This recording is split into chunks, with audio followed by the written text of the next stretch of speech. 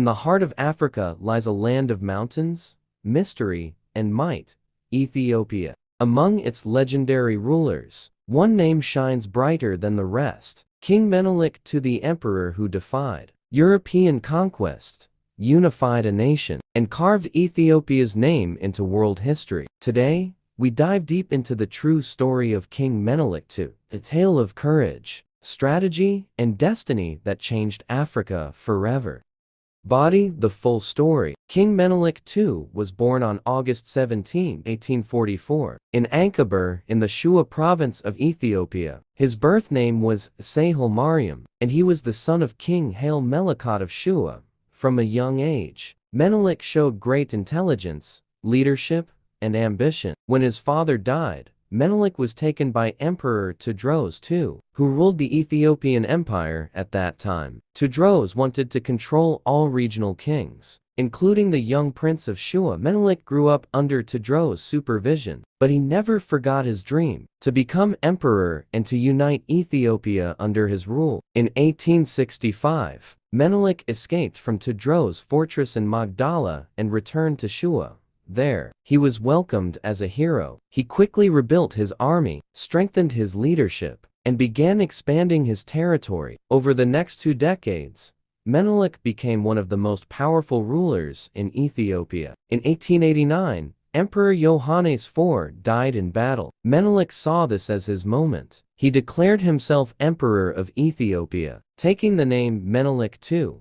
His wife, Empress Taytu Betel, was a strong and intelligent queen who supported him in politics, diplomacy, and war. Together, they became one of the most iconic royal couples in African history. The battle against colonialism. At the end of the 19th century, European powers were racing to colonize Africa, a period known as the Scramble for Africa. Italy, which controlled nearby Eritrea, wanted to make Ethiopia its colony. Menelik, however, had other plans. In 1889, Menelik signed the Treaty of Wuchel with Italy. The Amharic version of the treaty said Ethiopia could choose to have diplomatic relations through Italy, but the Italian version, in Italian, claimed that Ethiopia was now an Italian protectorate, meaning under Italian control. When Menelik discovered this deception, he was furious. He rejected the treaty, declared it invalid, and began preparing his army. This decision would lead to one of the most famous battles in African history, the Battle of Adwa. The Battle of Adwa 1896. On March 1, 1896, in the northern highlands of Ethiopia, Menelik's army faced the invading Italian forces. Menelik commanded a massive army of more than 100,000 men from all corners of Ethiopia, united under one cause: freedom. The Italians, expecting an easy victory, were shocked by Ethiopia's strength and strategy. Menelik's forces surrounded them, cutting off supply lines and striking with precision. The battle was fierce and unforgettable. By the end of the day, the Italian army was completely defeated. Thousands were captured, and Ethiopia's independence was secured. The victory at Adwa made Ethiopia the only African nation to successfully resist European colonization during that era. Across Africa and the world, Menelik became a symbol of African pride and resistance. Newspapers in Europe called it a miracle.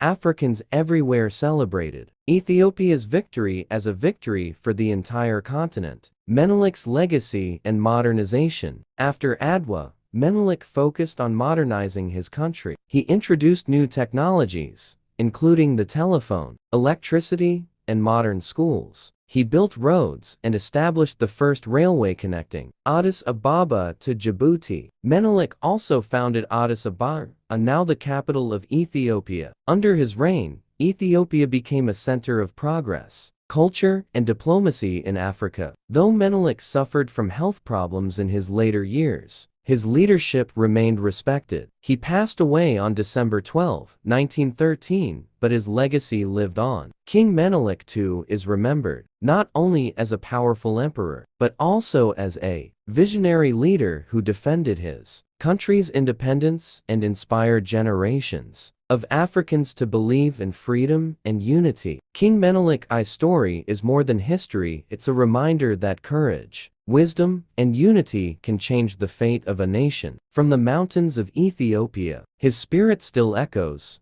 Africa shall never be conquered. If you enjoyed this story, make sure to subscribe, like, and share for more inspiring true stories from history. Thank you for watching, and remember, history is not just the past, it's the power that shapes our future.